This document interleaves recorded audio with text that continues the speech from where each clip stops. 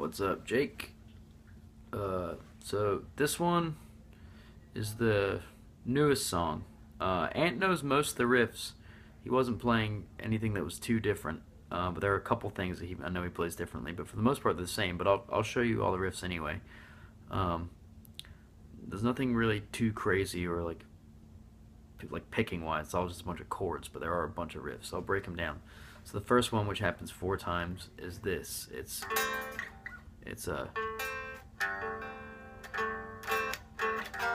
okay. So yeah, that's the first chord. The first chord is the way I do it is index on the 7th fret of the G string, and then ring finger on the 9th fret of the D string, and then you're gonna ring out your A string. So in sequence it would be like this. It's actually chop suey backwards, or the first 2 chords of chop suey backwards. But yeah, anyway, so yeah, so those are the first 2. And the third one's gonna be this. It's kind of a weird one. The position is 10th fret on the G and B string, and then 8th fret on the E string, the high E string. So what makes the 4th chord is just lifting up your index finger to make it just play that note open. So it would be like this.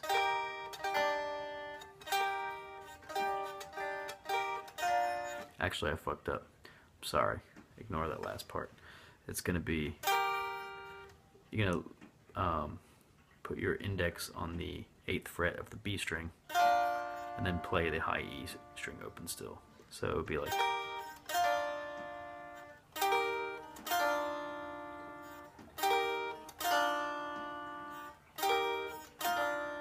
So to play those in sequence, it's like this. First 4 chords.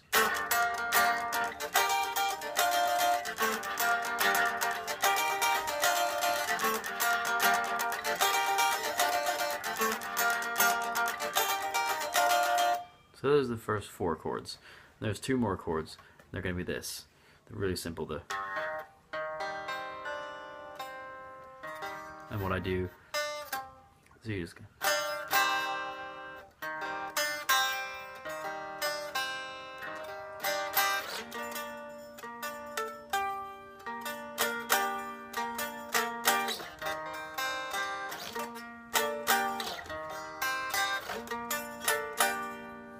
So the whole riff is.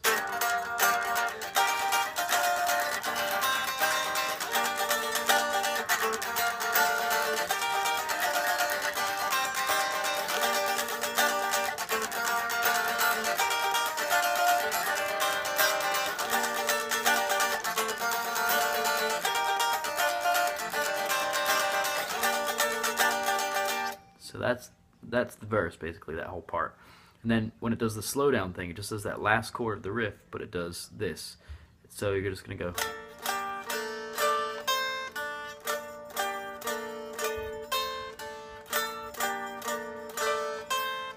And so that part is.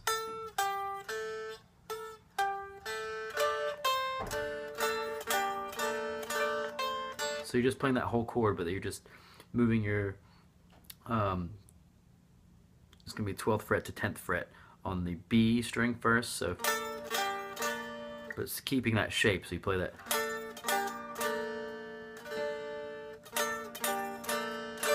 And then move to the E string.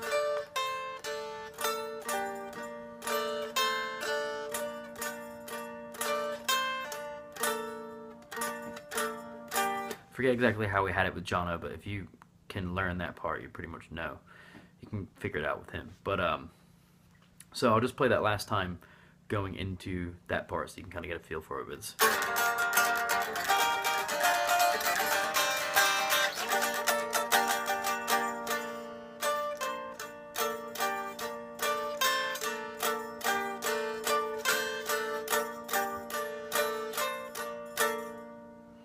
kind of slopped it, but you get the idea, hopefully.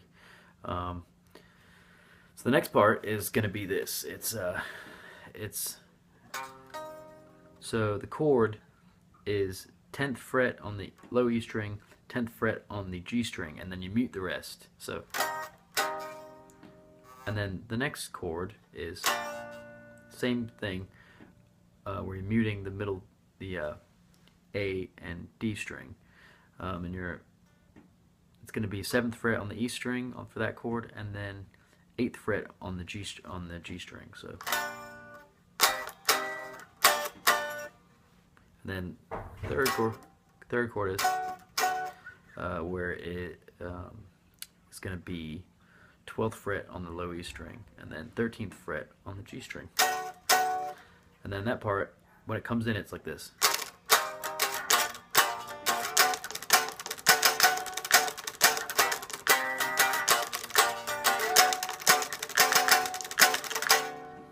I'll play it again for you. I think you can pick it up pretty fast though.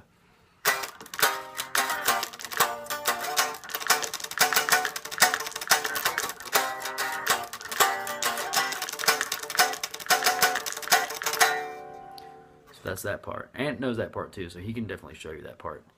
And he knows these next couple parts too, so if you do have trouble, he should be able to go over it with you. Unless he's just forgotten all the riffs, which could be possible because we've been jamming it too much.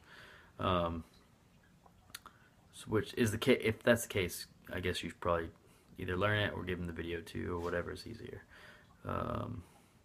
So yeah, this next part is it's real simple. It's all octave chords. So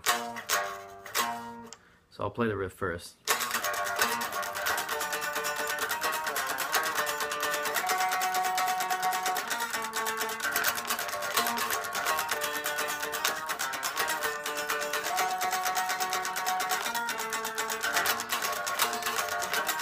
Also, I know my timing is bad on this riff because I can never play it how I want it to be, but you'll probably learn it and be like, and figure out a better, more correct way to play it.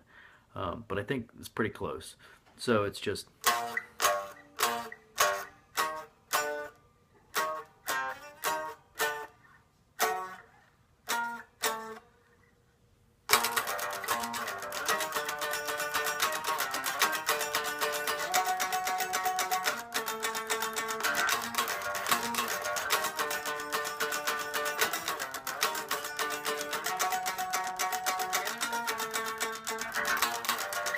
Fucking played it all shitty, but hopefully that's enough for you to get it. So that's that part, and then it goes immediately into this next part, which is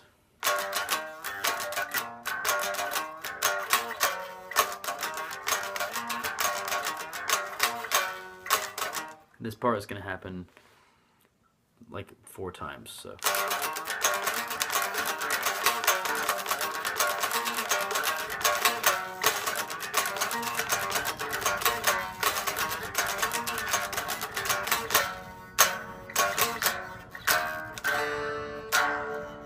yeah, probably not hold out the whole E. It's kind of cheesy if you do that. So to break it down, it's sorry.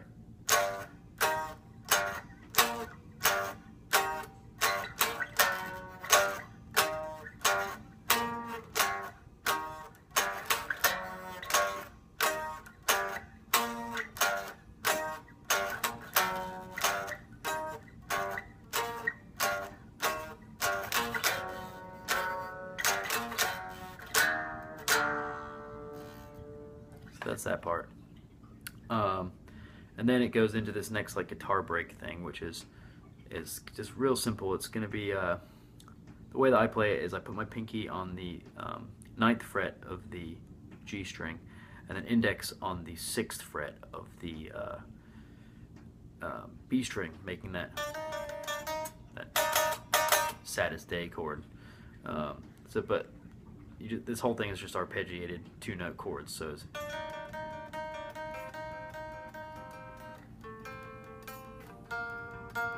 those last 2 chords, well, let's get to the second one first, I guess.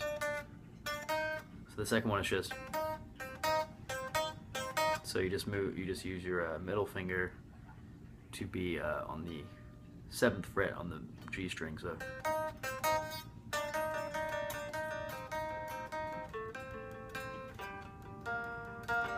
those last 2 chords of that riff are the first two chords of the original riff in the song. So, and I never really wrote a proper picking pattern for it. I kind of just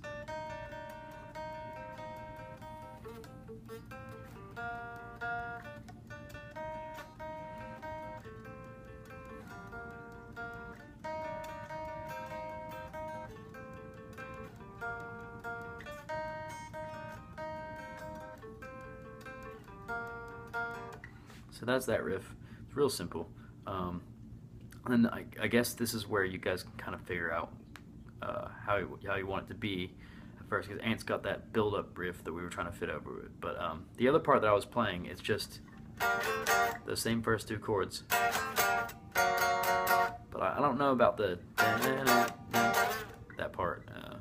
Feels weird. Maybe I was kind of thinking maybe it should just be like.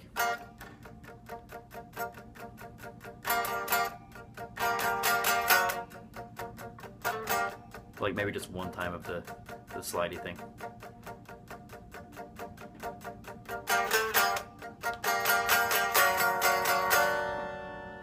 So yeah, that's that part. I mean, you guys can work on it, probably come up with something much cooler. It still doesn't have an outro. I kind of was thinking maybe I could have just like, I kind of have this thing that I was fucking around with where it's like.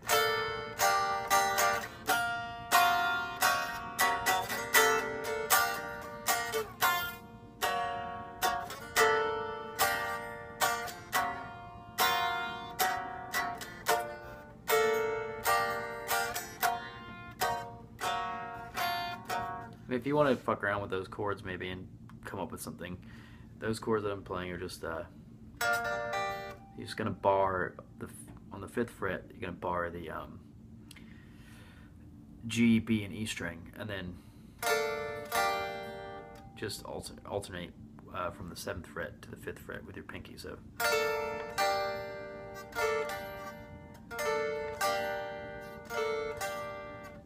The second chord is the same exact thing, same shape, just you bar the 1st fret and then do the alternate thing on the 3rd fret.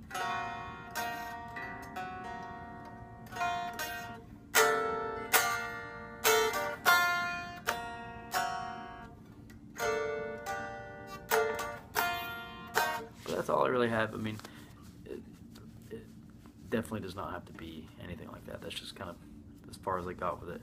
I mean, I definitely feel like if this song is not tight by the time we record, we probably shouldn't record it because it's a lot of riffs and stuff. But I'm definitely not saying it can't be done. It's just a lot to learn. But yeah, I guess I'll play the whole song now so you can have a feel for it and hear it in context. So.